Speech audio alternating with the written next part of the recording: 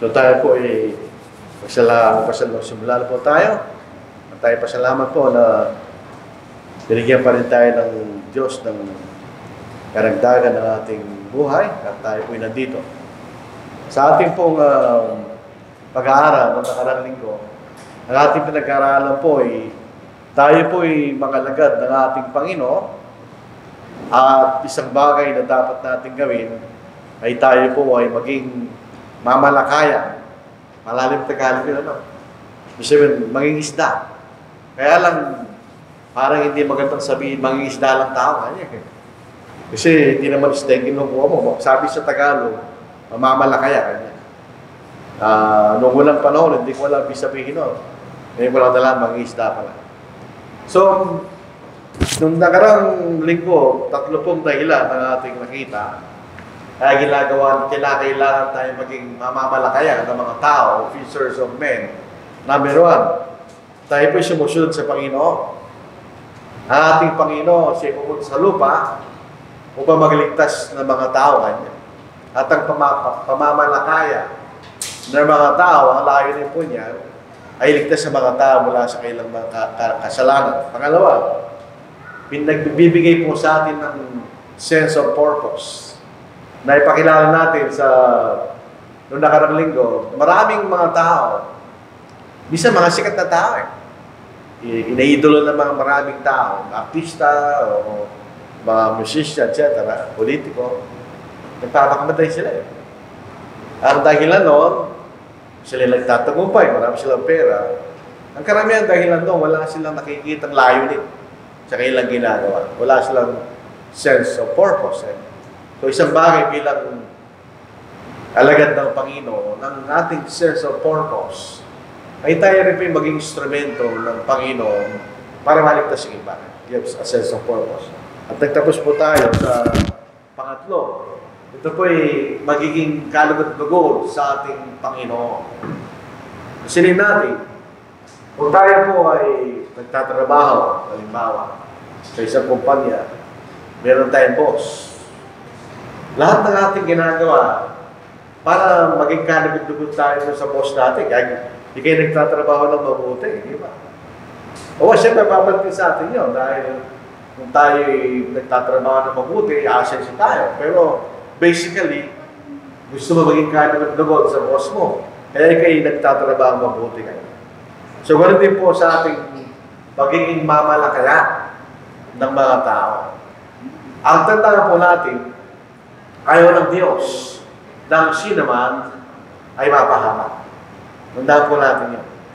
Kaya po hindi naman sa binababara natin ng mga nanay, hindi naman. Ang mga nanay, iba yung point of view ng mga nanay kaysa sa mga tatay. Magkaiba sila.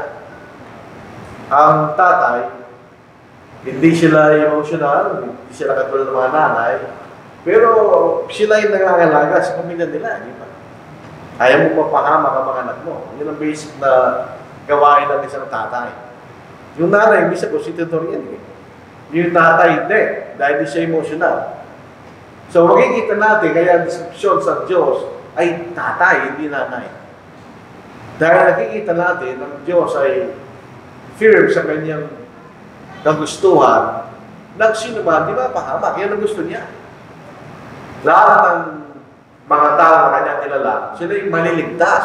Ayaw na nila sino ba rin mapahamak. Dito po sa pangalan Pedro, chapter 3, verse 9. Hindi mabagal ang Panginoon tungkol sa kanyang pangako kasi nangako ang Panginoon sa John 14 na babalik siya, di ba? So naipaganda ko kayo ng kalalagyan kanya, ako'y babalik. Upang kung saan ako naroon, ay doon tiniburo. Kanya pangako niya yun. Pero nung sulat ni Pedro, sulat niya, ilang dekada nang lumipas. Hindi pa rin dumating ang Panginoon. Kaya sabi naman na lilibak, hindi na darating yung kanya. Pero sabi ni Pedro, hindi mabagal ang Panginoon tungkol sa kanyang pangako. Meron tayong mababasa rin na ang pagtingin ng panahon ng Diyos, iba sa ating pagtingin. Kasi tayo meron tayong hangganan. Tandaan natin yun. Siguro 90 years old in general sa buong mundo, no? Nabubuhay ang tao ng 90 years old. Yung iba bansa mas maikli. So meron mabubuhay tayo sa isang limitasyon. Ang Diyos ay walang hanggan. So hindi siya tumitingin sa taon, buwan o araw. So yung nakakainip sa atin, hindi nakakainip sa Diyos. Dahil siya nabubuhay sa panahon. So sabi rito, hindi mabagal ang Panginoon tungkol sa kanyang pangako na gaya ng kabagalan tinuturo ng iba. Sabi niya, din darating yan kanila. Kundi matyaga sa inyo na hindi niya ibig ng sino may mapahama, kundi nga lahat dumating sa pagsisisi. Kaya yung kasabihan na yung masamang damo, matagal mamatay, totoo yun.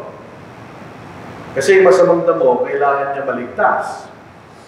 So, binibigay sa mahabang panahon ng Diyos. Ngayon din sa atin lahat, in general, binibigyan tayo ng pagkakataon ng Diyos na tayo maligtas at magsisi. So, yun ang kagustuhan ng ating Diyos sa langit. So, kung gusto mo maging kalugod sa Kanya, dahil na ang layunin niya, dapat ganun din ang gagawin mo. Gusto mo na sino man ay hindi mapahamak. Kaya tayo naging instrumento ng pamamalakaya sa mga tao. Wala naman direct operation ng Diyos. Siya yung CEO, pero wala siyang ginagawa. Ginawa na niya dapat niyang gawin eh. So para at kanyang kumpanya, Iglesia ng Panginoon, may lumago, tayong gagawa. So maging kalugod-lugod tayo sa Diyos. Pag hindi natin ginawa yan, hindi tayo maging kalugod-lugod sa Kanya. So sinipon natin. This is James, chapter 4. Ito po ang pinakamahirap na uri ng kasalanan. Yung sin of commission, alam mo yun eh. Dahil gumawa ka ng masama, alam mo yun. Immediately, alam mo gumawa ng masama. Dahil meron kang ginawa. Pero ito po sa 4:17 ng James, ito yung mahirap.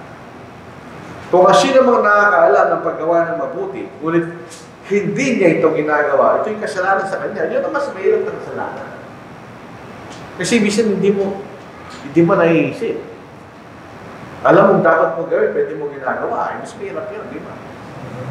Kaya yung para maging kalugod-lugod tayo sa Kanya, gusto gawin natin yung nakakalugod sa Diyos. At ang pinaka-nakakalugod sa Diyos ay ang mga tayo maligtakan. Kaya hindi po gagawin natin. Dito po sa panahon ng Israel, ang bansang Israel, ano po? Ito ang pinakamatigas na ulong bansa. Nakita nila yung kababalagan na ginawa ng Diyos. Wala na alisin sila sa lupay ng Egypto, hanggang makarating sila sa lupay na ipinangako sa kanila. Pero tumataliwas pa rin sila sa Diyos. Bilang katunayan, nung si Moses ay umakyat sa bundok at siya nagtatagal, hindi pa sila matagal na umalis sa Egypto, inutusan lang si Aaron na binigay sila nilang lahat na kayo namang ginto. At ginawa nila Diyos-Diyosan. Ganoon sila katigas.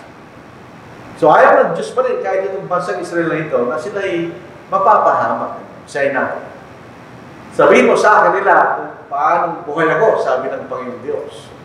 Yung salitang buhay ang Diyos, ito yung nagpapakilala na hindi sa Diyos-Diyosan. Ang Diyos-Diyosan patay yun eh. Punta kayo sa simbahan. May mga reporto nun, Diyos-Diyosan yun. Patay yun eh. Hindi naman buhay yun. Pero ang Diyos buhay kanya. Sabi ng Panginoong Diyos, wala akong kasiyahan sa kamatayan ng masama niya.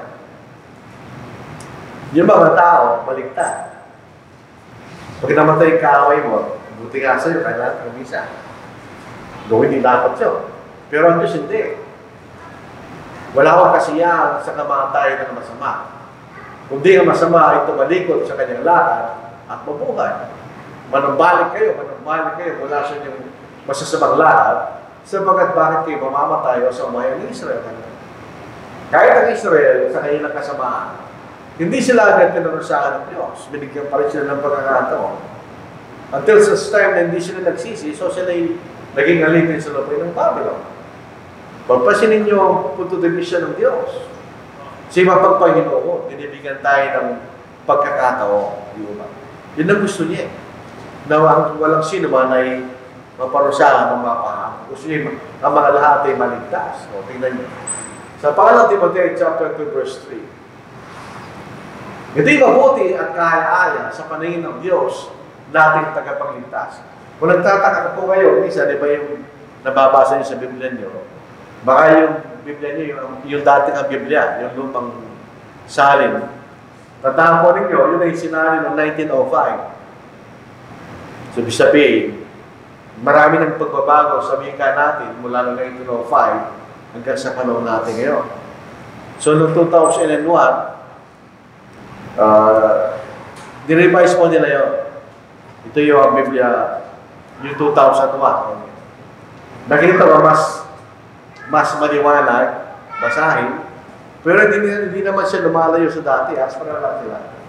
Minodernize lang nila yung mga salita. Ito yung mabuti at kaya-aya sa paningin ng Diyos na ating tagapagligtas, na nagdanais ng lahat ng tao maligtas at makarating sa pagkakilala ng katotohanan. Yan ang gusto ng Diyos. Isa rin yung sinabi ni Pablo, ito yung mabuti at kaya-aya sa paningin ng Diyos na ating tagapagligtas. Gusto niya lahat ng tao maligtas. Unfortunately, hindi mangyayari yun dahil binigyan rin tayo ng Diyos ng kalayaan. Piliin natin ang gusto natin gawin. Although ang Diyos gusto niya lahat tayo maligtas, hindi naman lahat ng tao gusto nila maligtas. Yan ang problema. Kaya hindi sila maliligtas. Hindi dahil wala silang pagkakataon. Hindi ayaw nila maligtas. Kaya gusto ng Diyos lahat ng tayo maligtas. Sinin po natin yun. Kung titignan natin yung naghihintay na kaparusahan sa impyerno, gusto mo talaga maligtas. Kaya ayaw mo pumunta ron. Kahit lang for selfish reason ay maligtas. Pero ang pinakamahalaga, ito yung magiging kadugod-dugod sa Panginoon. Dahil gusto niya lahat maligtas. So tayo ay ng instrumento para ng mga tao po ay maligtas.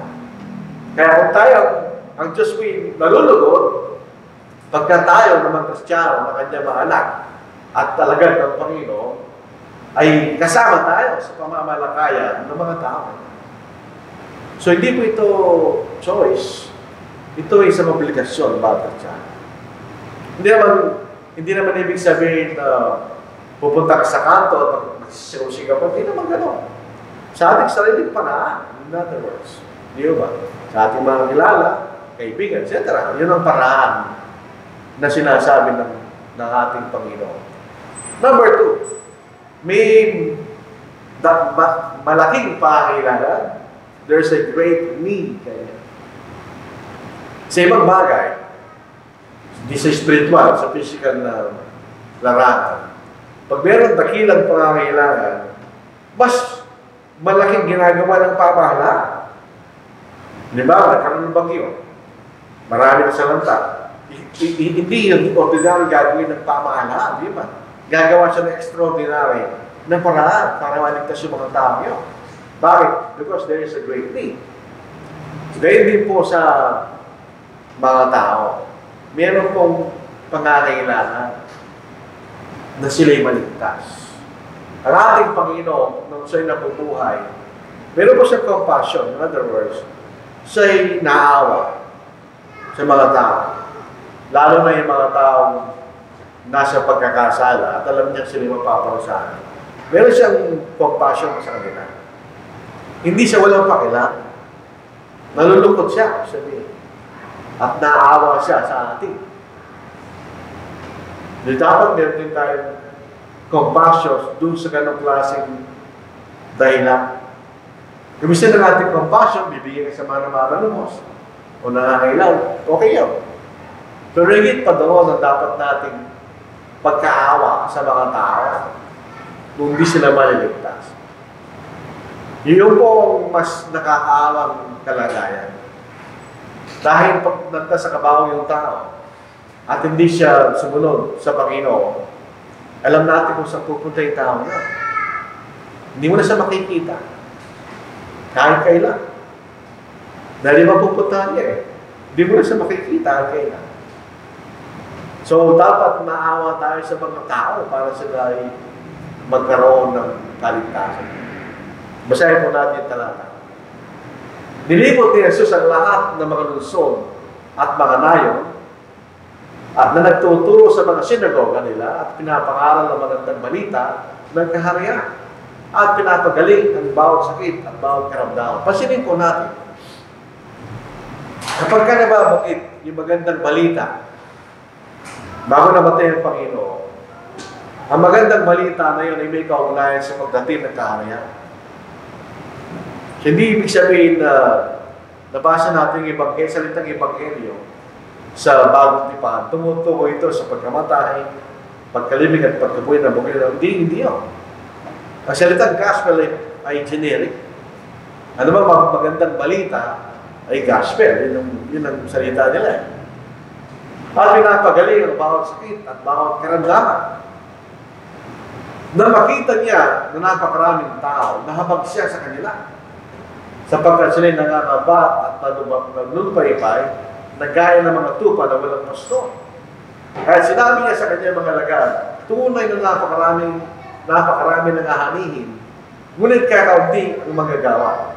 Idalangin niyo sa Panginoon ng anihin na magpadala ng mga magagawa sa kanyang aanihin. Tingnan ninyo, siya'y nagpapagaling ng may sakit ng bawat karamdaman. Physical yun, di ba?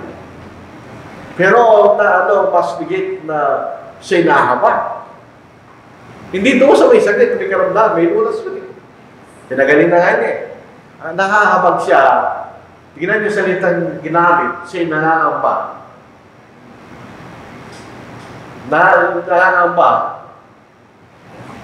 At nanlulupay-pay na gaya ng mga tupa ng pastor. In other words, yung mga tao, naliligaw sila. At sila'y mapaparo sa amin. Kaya ang dalangin ng Panginoon, tunay na napakarami ng aanihin, ngunit kakaunting magagawa. Totoo yun noon. At kung pag-uusapan ay mga maaral, totoo pa rin kayo. Pero sino pa yung magagawa? Yun lang bang maaral? Hindi. Dahil lahat. Kaya sabihin ng Panginoon, idalangin niyo sa Panginoon ng anihin, o the Lord of Harvest, na magpadala ng mga magagawa sa kanyang anihin. Sino yung magagawa yun? Yan naman Kristiyano. Yan ang manggagawa sa kanyang kaharian. Naalala po natin yung parable na mga magagawa. May nagsimula ng umaga, nagsimula ng hapon, di ba? May parable na gano'n. Yung parable sa mga Kristiyano, sila yung may ginagawa. Doon sa kanyang ubasan, meron silang ginagawa pa. So, yan ang sinasabi ng Panginoon. Magpadala na ng gawa sa kanyang aanihin. Totoo pa rin kayo. Kasi maraming tao kailangan nilang baligtas. So, kailangan na magagawa. Ito yung tamang bagay na dapat gawin. Minsan sa bahay, may mga sira-sira, yun ang dapat mong gawin. May sira. Kung hulang pakialaman yung hindi sira, makakasira pa yun. Yung mga sira-sira, inaayos mo. Ganon din sa atin. Ito ang dapat nating gawin.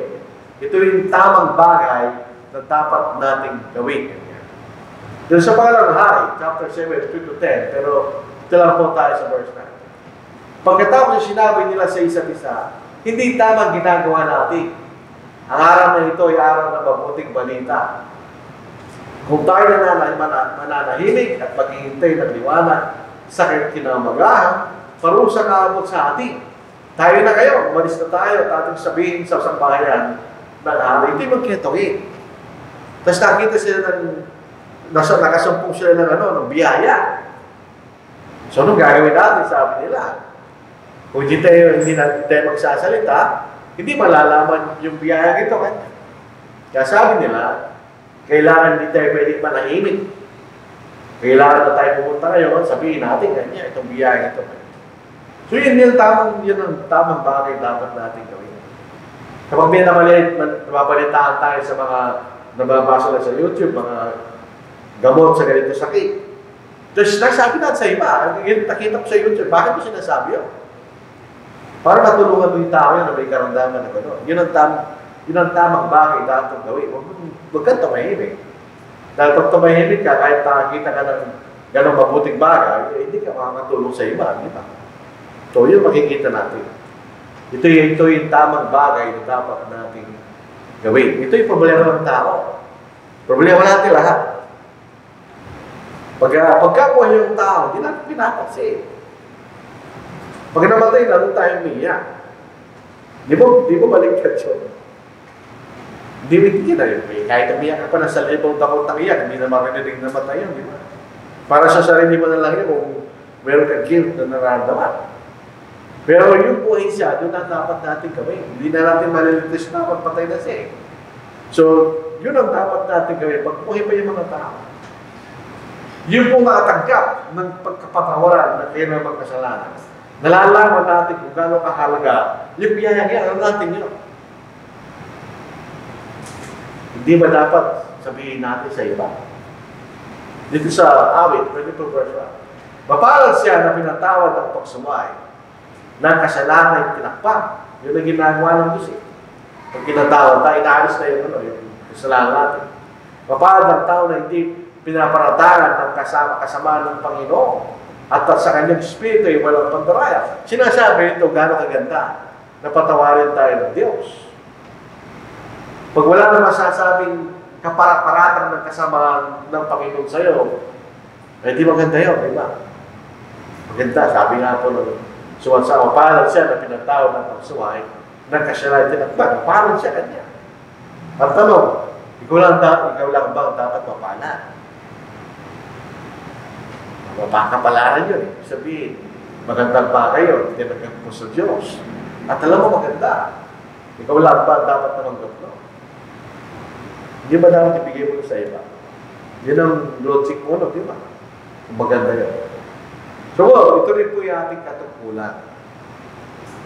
So, ito yung isang bagay na dapat nating tanggapin. Ng mga laga, meron silang katungkulan.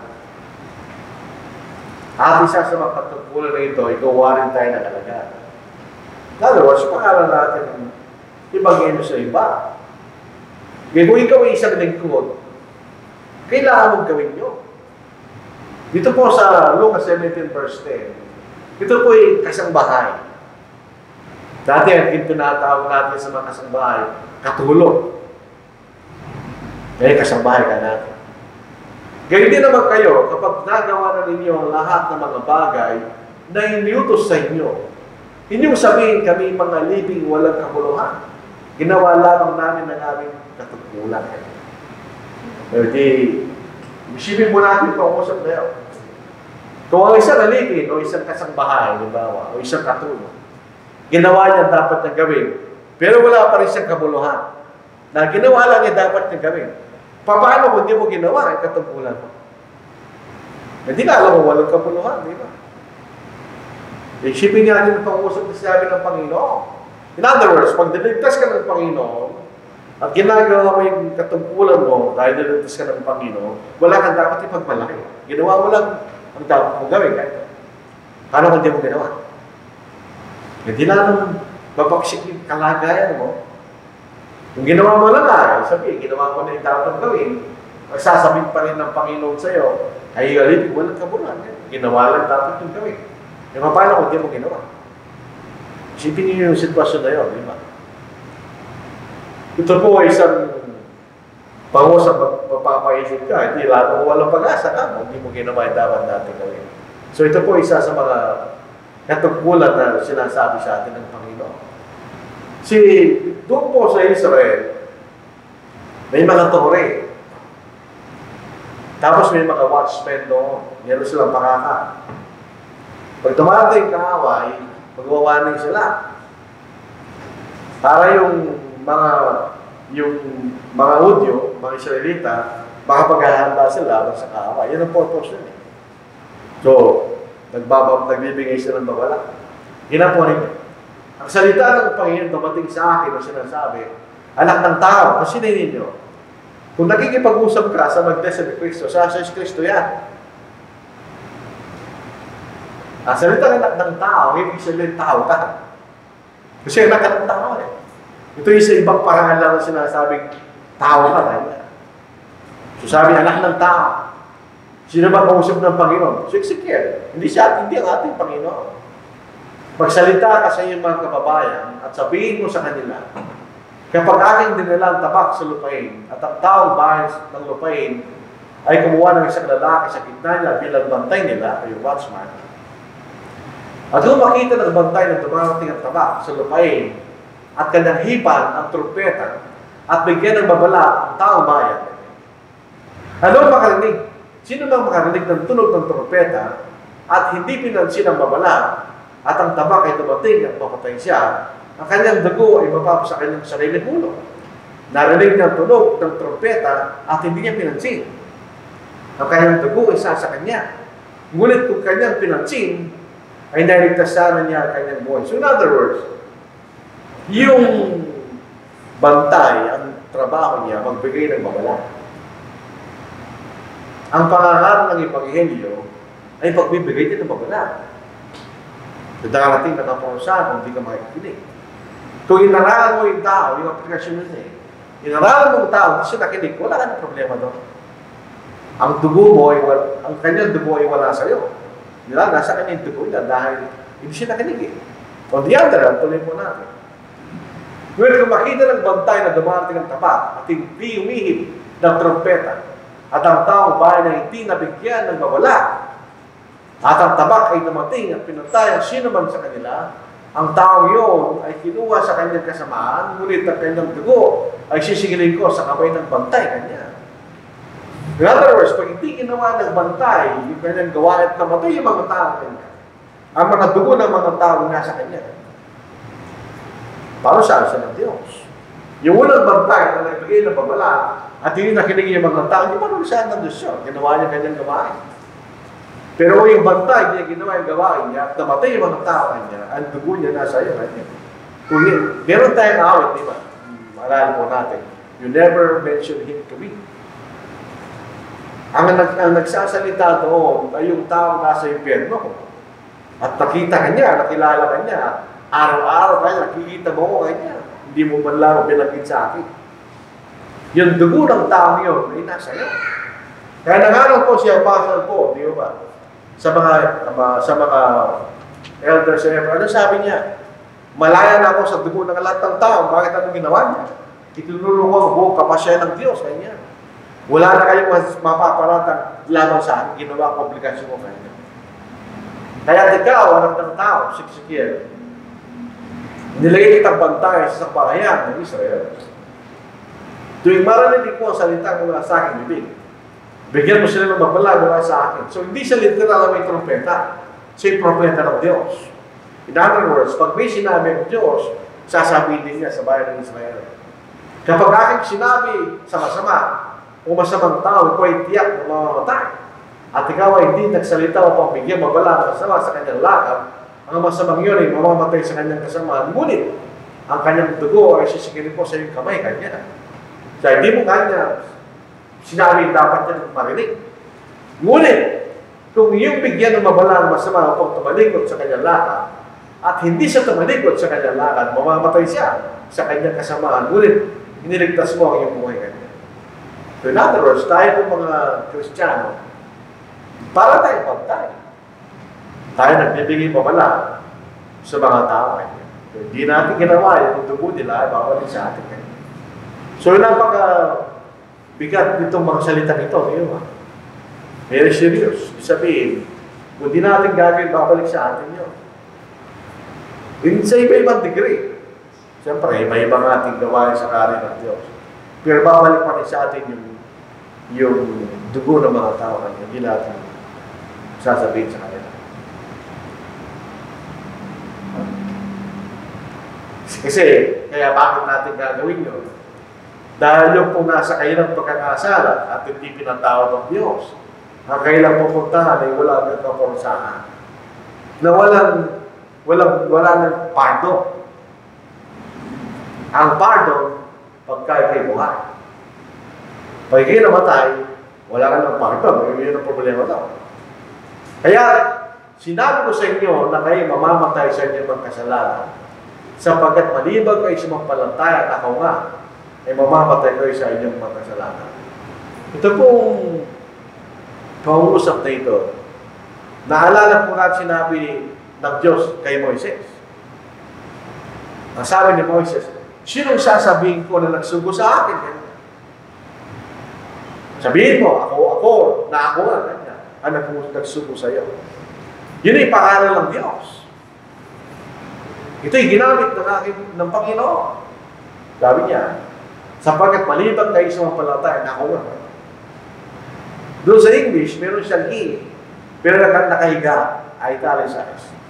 Pagka isang salita ay nakahiga, ibig sabihin, wala sa original yun, dinagdagla na ng salin. Sa kaisipan na magiging maliwanag yung talata, unfortunately, umisip mali. So yung Tagalog, wala siyang he. Ako nga, ganyan.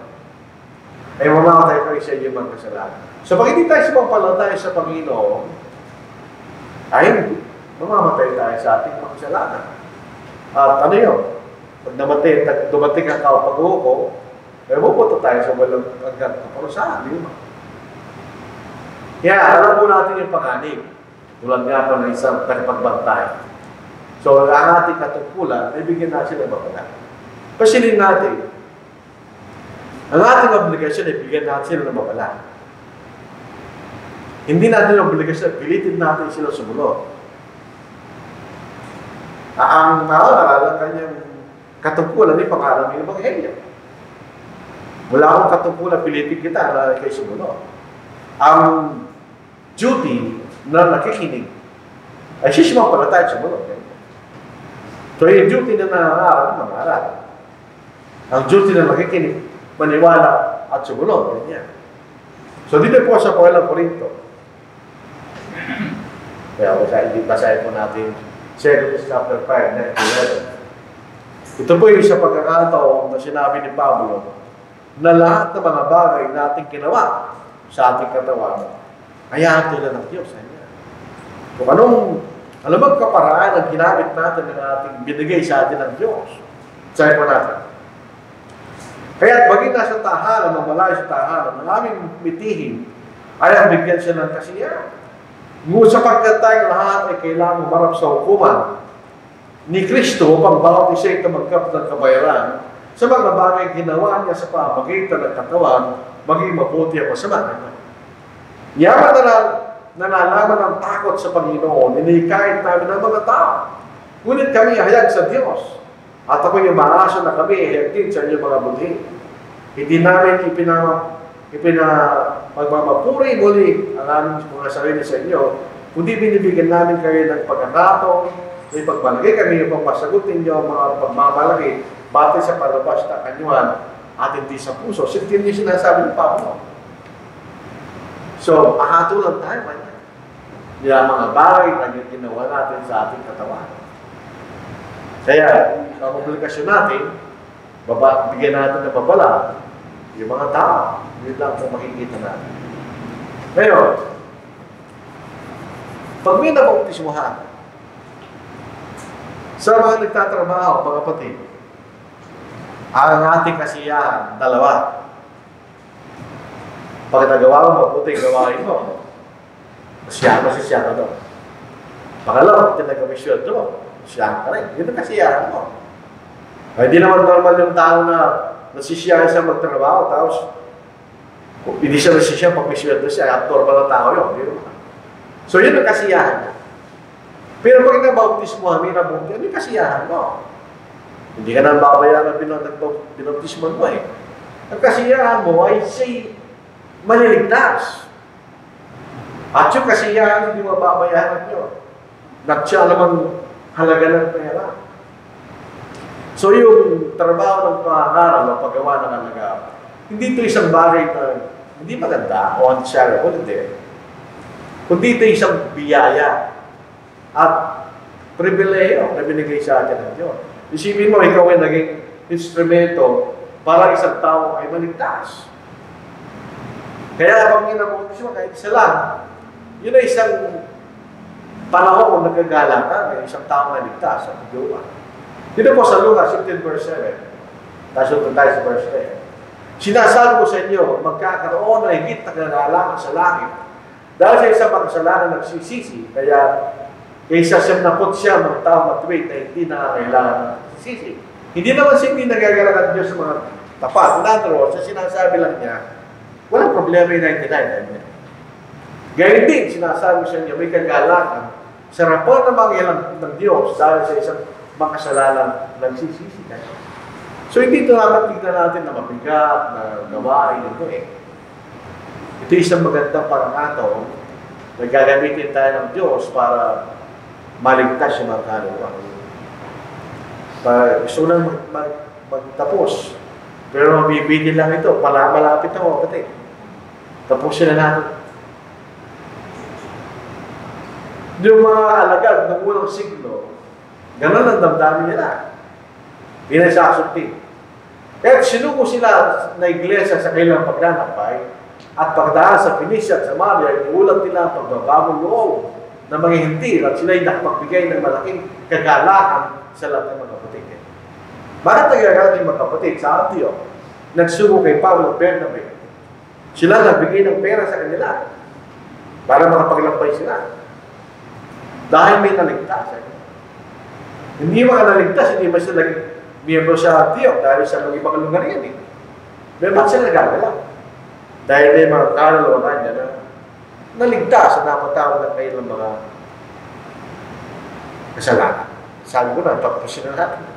Bilang pag-uli, ang layunin ng Panginoon, bakit siya naging tao? Noong po sa aklat ni Lucas, binibigyan din ni Lucas na ang ating Panginoon ay tao. Kaya ang malimit na gamitin ay the Son of Man, na nagpapakilala siya'y tao. Siya po'y pumunta rito para hanapin niya at iligtas yung mga nangangawala kanya. Actually, tayo lang ito. So ito po ay, ibig sabihin, kahit din tayo ng Panginoon bilang kanyang mga lagad, na gawin din natin yun. Yung mahalagang bagay na hanapin natin at iligtas yung mga nawawala dahil sa kasalanan. Ang isang tunay na tagasunod ng ating Panginoon, gayon din na kanyang gagawin niya. Ibig sabihin na panahon para mag-uwi ng mga kaluluwa mula sa kasalanan. Dahil ang halaga ng bawat kaluluwa ng tao, valuable, mabaliktad lang po, ay mahalaga. Sabihin, bawat tao mahalaga sa Diyos. At wala tayong itutumbas. Kung tayo po ay pababayaan natin ang ating kaligtasan, wala tayong itutumbas. Wala tayong pwedeng ibayad para tayo maligtas. Ganun kahalaga ang kaluluwa ng mga tao. Kaya ang Panginoon, iniwan niya ang kalulatian sa langit dahil sa Diyos, katulad ng Ama at Espiritu Santo, at naging katawang tao, para lang po sa layunin na yun, na tayo po ay maligtas dahil mahalaga ang bawat tao sa paningin ng Diyos. Sa isang Ama. So mahalaga ang bawat anak niya, di ba? Dito basahin po natin. Sapagkat ano mapapakinabangan ng tao? Kumakanta niya buong sanglibutan, ngunit mawawala naman ang kanyang buhay. Ang daming mayayamang tao na namatay. Anong kwenta ng kayamanan nila nung sila'y namatay? Mababayaran pa ng kayamanan nila kailang kaluluwa? Hindi. May iwan lang ang kayamanan nila sa kailang mga anak. Pero ang pakinabang sa kanila. Yun ang dapat ating isipin mga kapatid. Ang ating kayamanan sa lupa, mapapakinabangan mula pag-ibuhay. Pag namatay ka na, wala na. Maiiwan yan sa mga tagpagmano mo. Sabi nga ni Solomon, paano kanya kung yung sumunod sa akin ay hindi marunong kanya? It's a possibility. Lulustayin lang niya yung pinagpagmuran mo kanya. Kaya sabi ni Solomon, kahit ang aking kapakuran may parang paghabol sa hangin kanya. Walang kabuluhan. Sapagkat ang mapapakinabangan ng tao kung makanta niya kung sa limutan, ngunit mawawala naman ang kanyang buhay. O anong ibibigay ng tao na katumbas ng kanyang buhay? Wala. Kaya tayo nagtatrabaho, namin para sa ating mga pangangailangan, responsibilidad. Pangalawa, para sa ating kasiyahan. Wala na. Beyond that, wala nang kahalaga ng ating kayamanan. Kaya dapat natin gamitin yan, hindi lamang sa dalawang tayo na ngayon, Higit sa lahat para sa pagsunod sa kalooban ng Diyos. Yun na maging kayamanan natin patungo sa langit. Yun ang madadala ko. Pero mismo kayamanan, maiiwan yun. So ito po ang katapusan ng ating series sa pagiging alaga ng Panginoon. Bale, binigyan lang po natin ng daily iba't ibang aspect ng pagiging alaga. Na 2-emphasize sa isa, laban sa iba. Yan lahat ang dapat nating tagalayin para tayo maging tunay na alagad ng ating Panginoon. So, tapos na po ang ating serye. Iba naman ang ating gagawin sa susunod na linggo. So, ibigay na po lang kay Brother Matthew ang pauna po sa pagpapawi. Actually, sa pagsamba, hindi ba?